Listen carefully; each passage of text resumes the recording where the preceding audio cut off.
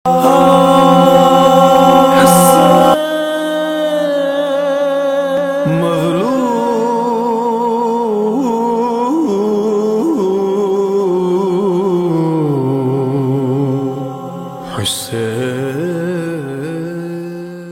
باللہ من الشیطان الرجیم بسم اللہ الرحمن الرحیم الحمدللہ رب العالمین والصلاة والسلام علی محمد وعلی آلہ الطیبین الطاہرین المعصومین واللعنۃ الدائمۃ علی اعدائہم اجمعین اما بعد فقد قال رسول اللہ صلی اللہ علیہ وآلہ وسلم حسین منی وانا من الحسین احب اللہ من احب حسینہ۔ محترم سامعین کرام، سید الشہداء امام حسین علیہ السلام مکے میں قیام پذیر ہیں، اور مکے میں قیام کے دوران سید الشہداء نے ایک جانب اہل بصرہ کو اور بصرہ کے اشراف کو خطوط لکھے، خط لکھے، اور دوسری جانب جو کوفہ والے تھے، جب ان کو معلوم ہوا کہ امام حسین علیہ السلام نے یزید کی بیعت سے انکار کر دیا ہے اور وہ مدینے سے نکل کر مکہ میں قیام پذیر ہیں، تو انہوں نے کوفہ میں ایک جگہ اجتماع کیا اور یہ ارادہ کیا کہ امام حسین علیہ السلام کو خطوط لکھے جائیں اور ان کو اپنی جانب بلایا جائے۔ یہاں پر ہم ایک شبہ کا جواب دینا چاہتے ہیں۔ وہ شبہ یہ ہے کہ، اور یہ شبہ آج کا نہیں ہے بلکہ کئی عرصہ پہلے سے، کئی صدیوں سے یہ شبہ اہل تشیع پر تہمت کے ذریعے سے لگایا جاتا ہے۔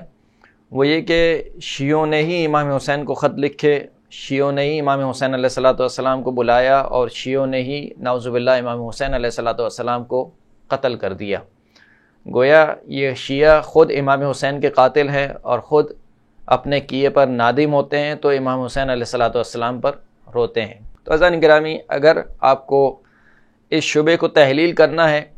تو سب سے پہلے یہ دیکھنا ہوگا کہ کیا کوفہ کے رہنے والے سارے کے سارے شیعہ تھے، یعنی شیعہ اس معنی میں جو آج کے معنی میں شیعہ کی اصطلاح رائج ہے، اور دوسرا یہ بھی دیکھنا ہوگا کہ اس زمانے میں جو شیعہ کی اصطلاح تھی وہ کس معنی میں استعمال ہوتی تھی، اور آج کے معنی میں جو شیعہ جب کہا جاتا ہے تو اس کا معنی کیا ہوتا ہے۔ تو اگر دیکھا جائے تو اہل کوفہ ایسا نہیں ہے کہ سب کے سب شیعہ تھے۔ شیعہ یعنی آج کے معنی میں، اصطلاحی معنی میں شیعہ کا معنی کیا ہے؟ شیعہ کا معنی یہ ہے کہ یعنی اہل تشیع کا مسلم عقیدہ یہ ہے کہ رسول اللہ صلی اللہ علیہ وآلہ وسلم کے بعد امیر المؤمنین علی ابن ابی طالب علیہ السلام بلا فصل رسول اللہ کے خلیفہ ہیں۔ یہ شیعوں کا مسلم عقیدہ ہے،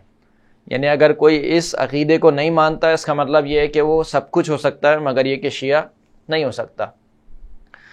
تو اب آیا کیا اہل کوفہ تمام کے تمام ایسے ہی شیعہ تھے یا نہیں؟ تو ہمیں روایت ملتی ہے ابن ابی الحدید معتزلی، اس نے شرح نہج البلاغہ میں اس روایت کو نقل کیا ہے کہ جب مولا کائنات امیر المؤمنین علی ابن ابی طالب علیہ السلام کو خلافت ملی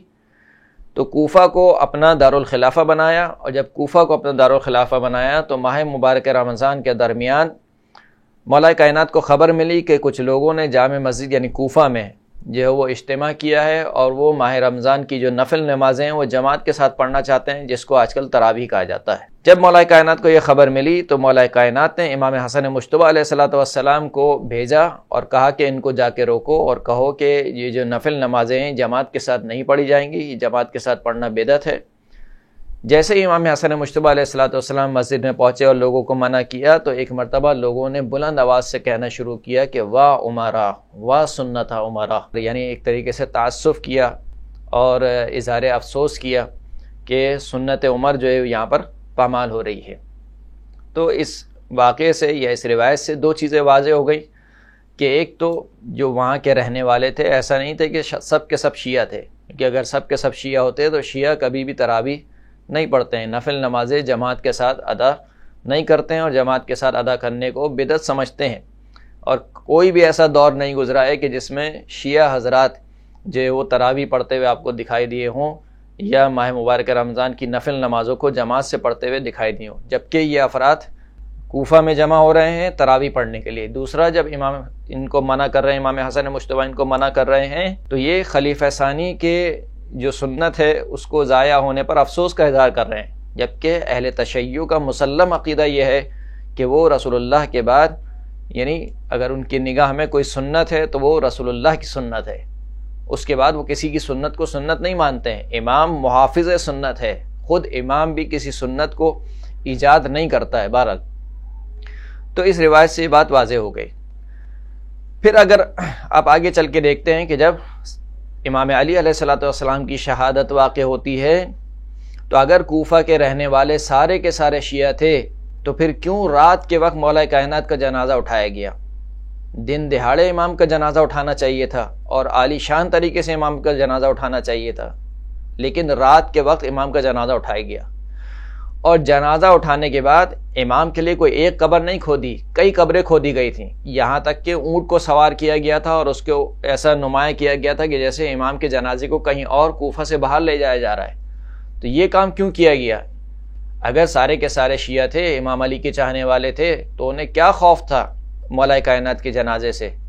مولا کائنات کا جنازہ دن کی روشنی میں اٹھنا چاہیے تھا اور عالی شان طریقے سے اٹھنا چاہیے تھا اور سب کو معلوم ہونا چاہیے تھا کہ مولا کائنات یہاں پر دفن ہو رہے ہیں، لیکن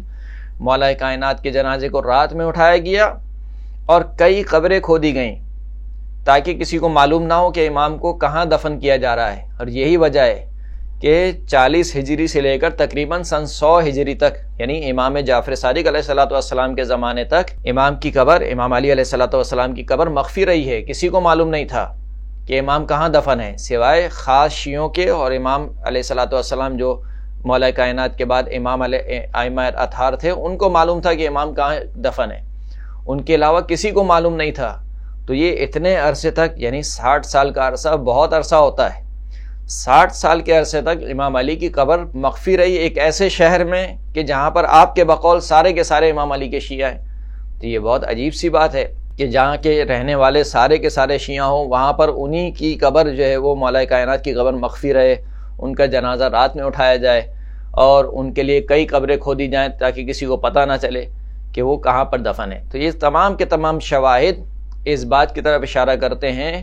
کہ کوفہ کے رہنے والے سارے کے سارے شیعہ نہیں تھے۔ شیعہ جو اصطلاحی شیعہ جو ہم نے بیان کیا اس معنی میں سارے کے سارے شیعہ نہیں تھے۔ تو یہ جو افراد تھے جو شیعہ ان کو کہا جاتا ہے، یا روایت میں جو اس زمانے کی روایت میں اگر شیعہ کا لفظ استعمال ہوتا ہے تو وہ پھر کس معنی میں استعمال ہوتا ہے؟ یہ الگ بات ہے کہ سارے کے سارے شیعہ نہیں تھے، لیکن دلی اعتبار سے اہل بیت اطہار سے عقیدت رکھتے تھے۔ کیونکہ اہل بیت اطہار سے عقیدت رکھتے تھے اہل شام کے مقابل میں، لہٰذا ان کو شیعہ کہا گیا کہ یہ علی کے گروہ سے ہیں، یعنی لغوی معنی میں شیعہ کہا گیا کہ یہ علی کی طرفدار ہیں۔ لیکن کیا علی کو اپنا امام سمجھنا، امام معصوم سمجھنا، حجت خدا سمجھنا جو کہ شیعوں کا عقیدہ ہے، اس طریقے سے ان کا عقیدہ نہیں تھا۔ تو بس یہ واضح ہو گئی یہ بات کہ اہل کوفہ تمام کے تمام شیعہ نہیں تھے۔ اب رہی یہ بات کہ کیا امام کو شیعوں نے خط لکھا اور پھر شیعوں نے جو ہے وہ امام کو قتل کرایا؟ تو خط لکھنے والے یعنی 12,000 خطوط امام کو موصول ہوئے۔ یہ جو 12,000 خطوط تھے یہ تمام کے تمام ایسے نہیں تھے کہ امام کے شیعوں کے خط تھے، بلکہ کیونکہ اہل کوفہ نالا تھے دمشق کی حکومت سے، شام کی حکومت سے، کیونکہ ان کے ساتھ مسلسل ناانصافی ہو رہی تھی، تو یہ سمجھتے تھے کہ جو ہمارے ساتھ ناانصافی ہو رہی ہے اس کا مدعا فقط یہ ہے کہ ہم امام حسین علیہ الصلوۃ والسلام کو جو ہے وہ خلیفہ مانیں، یعنی دنیاوی اعتبار سے اپنا لیڈر مان لیں تو ہمارے حالات درست ہو جائیں گے، یعنی ہمارے دنیاوی حالات جو ہمارے ساتھ ناانصافی ہو رہی ہے وہ درست ہو جائے گی۔ تو انہوں نے بعنوان حجت خدا، بعنوان خلیفۃ اللہ یا بے عنوان امام معصوم امام کو خط نہیں لکھا، بلکہ فقط اس اعتبار سے کہ خلیفہ شام کے مقابل میں امام حسین علیہ الصلوۃ والسلام ان کے لیے زیادہ موضوع اور سزاوار ہیں، لہٰذا ان کو یہ خط لکھا۔ تو 12,000 خطوط جو لکھے گئے ان میں سے تمام کے تمام شیعہ نہیں تھے، بلکہ ان کی 3 قسمیں تھیں۔ کچھ خطوط وہ تھے جو شیعوں کی جانب سے تھے، یعنی واقعاً مخلص شیعوں کی جانب سے جو اصطلاحی معنوں میں شیعہ تھے۔ کچھ خطوط وہ تھے جو امام کے دشمنوں کی جانب سے تھے اور انہوں نے منافقت میں لکھے تھے، جیسے شبس بن ربی وہ شخص ہے کہ جس کی عداوت میں کسی کو شک نہیں ہے، اس نے بھی امام حسین کو خط لکھا۔ اور ایسے ہی لوگوں کو میدان کربلا میں جب امام نے اپنے ہم مقابل دیکھا تو ان کو مخاطب کر کے کہا کہ اے اہل کوفہ تم نے مجھے یہ وہ خط لکھے تھے۔ تو یہ کیونکہ کوفہ میں رہنے والے تھے لہٰذا ان کو مخاطب کر کے کہا کہ تم نے مجھے خط لکھے تھے، شبس بن ربی تم نے مجھے خط لکھے تھے، تو جو ہے وہ تم جو ہے وہ کس طریقے سے مجھے جو ہے وہ قتل کر سکتے ہو. تو جو کوفہ میں جو خط لکھنے والے تھے تمام کے تمام شیعہ نہیں تھے، کچھ مخلص تھے، کچھ دشمن تھے، اور کچھ عام افراد تھے، یعنی عام اہل بیت سے عقیدت رکھنے والے افراد تھے جنہوں نے سید الشہداء کو خط لکھے. وآخر الدعوانا الحمد للہ رب العالمین.